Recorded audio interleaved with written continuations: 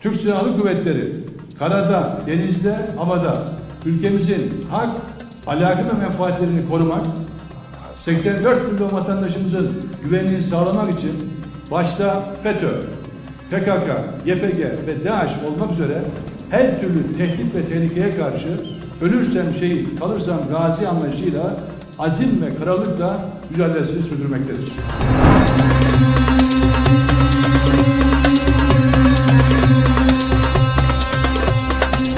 Suriye ve Irak'ın kuzeyinde başarılı harekatları icra ettik, etmeye devam ediyoruz.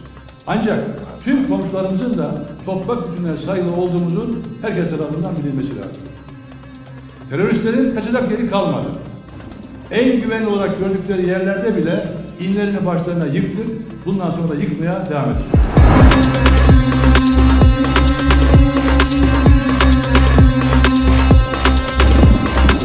Operasyonlarımız en son terörist etkisiz hale getirinceye kadar artan bir şiddet ve tempoda taarruzi bir anlayışla devam edecektir. Kahraman Mehmetçiğin, komandolarımızın nefesi enselerinde. Teröristler artık 2 gece aynı yerde yatamıyorlar. Son örneği karada olan PKK'nın caniliğini, alçaklığını herkes görmeli. Fakat içimizdeki ve dışarıdaki bazı gafil veya hainler bu gerçeği görmekte ısrar ediyor. Yalanları sis perdesiyle kapatmaya çalışıyorlar ama güneş balçıkta sıvanmaz. Karada cani, katil PKK, masum, silahsız 13 evladımız ile 3 kahraman silah arkadaşımızı şehit etti. Hiçbir şey bu gerçeğin üzerini örtemez. Avrupa Birliği İnsan Hakları diyor. Karada şehit edilen masum, silahsız vatandaşlarımızın yaşam hakkı ne olacak? Demokrasi hamareleri artık ikiyüzlülüğü bırakmalı. Tüm dost ve müttefiklerimizden, insani değerleri savunan herkesten teröre ve PKK terör örgütüne karşı amasız, fakatsız bir irade sergilemelerini bekliyoruz. Amerika Birleşik Devletleri'nin DAEŞ'le mücadele bahanesiyle YPG'ye destek vermesini kesinlikle yanlış buluyoruz. Çünkü PKK eşittir YPG. Bunların hiçbir farkı yok. Adları değişse de hepsi terörist. Bunun son örneği Karada 16 şehitimizin katili olan sözde Kamışlı YPG sorumlusunun Kara'ya PKK sorumlusu olarak gelmesidir. DAEŞ'la gerçek anlamda mücadeleyi göğüs göze çarpışan Türk Silahlı Kuvvetleri yapmış ve 3700 DAEŞ'liyi etkisiz hale getirmiştir. Dolayısıyla Amerika Birleşik Devletleri'nin bir terör örgütü olan YPG ile işbirliği yapmak yerine yaklaşık 70 yıldır NATO üyesi ve müttefiki olan Türkiye işbirliği yapması gerekirdi. Bunu bekliyoruz. ABD'nin kendi içinde de YPG ile işbirliği yapılmasının ve YPG'ye silah verilmesinin yanlış olduğu ve doğru olanın müttefiklerle birlikte hareket edilmesi gerektiği dile getirilmeye başlanmış bulunuyor geçtiğimiz günlerde. Yoğun bir şekilde.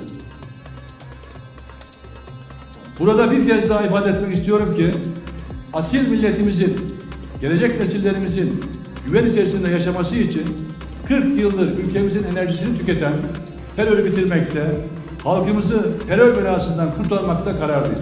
Bundan kimsenin şüphesi olmasın.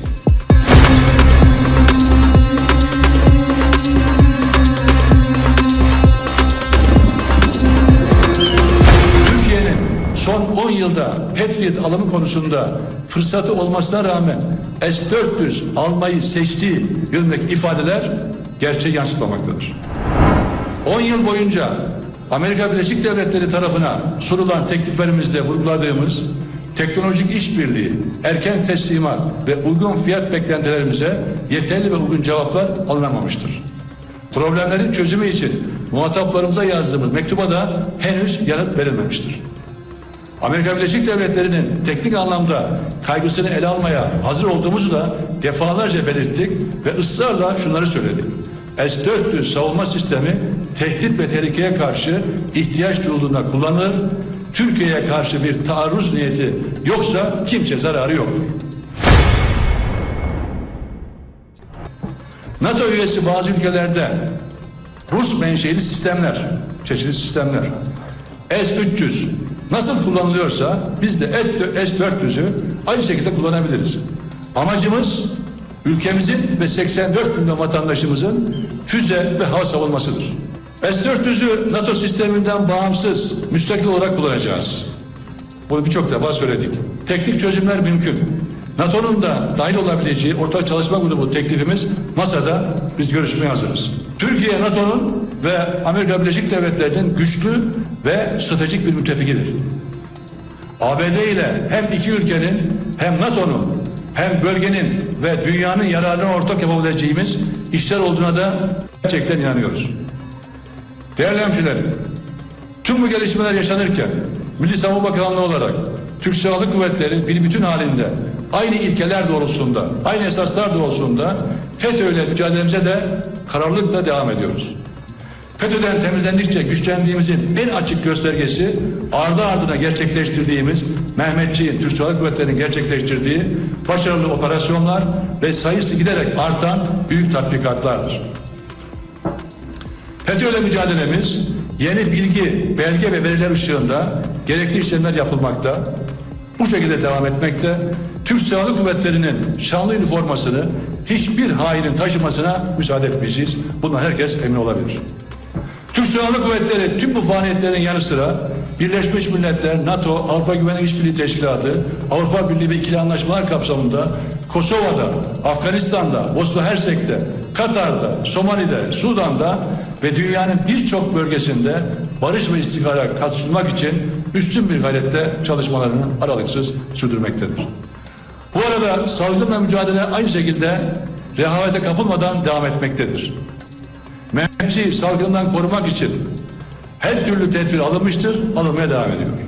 Bunun da esası temizlik, maske ve mesafedir. Hepimiz buna uymak zorundayız, uymalıyız. Herhangi bir şekilde bunu gerçeklemek lazım. Değerli hemşehrilerim, sonuç olarak dünyayı etkisi altına alan Covid-19 salgınının tüm ülkeler üzerinde büyük tahribat yaratmasına rağmen hükümet olarak Sayın Cumhurbaşkanımızın liderliğinde asil milletimize hizmet etmek için gece gündüz demeden var gücümüzle çalışıyoruz. Peygamber Ocağı olarak da bilinen Türk Silahlı Kuvvetleri binlerce yıllık şanlı tarihimize süzülüp gelen milli, manevi ve mesleki değerleriyle aklın ve bilimin ışığında anayasa çerçevesinde yasalar ve Sayın Cumhurbaşkanımızın direktifleri doğrultusunda sıralı amir ve komutanların emir ve komutasında milletinin emrinde görevinin başındadır. Bundan kimsenin şüphesi olmasın. Biz biliyoruz ki en büyük takdir güvenilmek, en büyük başarı da bu güvene layık olmaktır. Sizlerin bizlere olan güveni ve desteği sürdükçe inşallah başaramayacağımız hiçbir şey, aşamayacağımız hiçbir zorluk yoktur.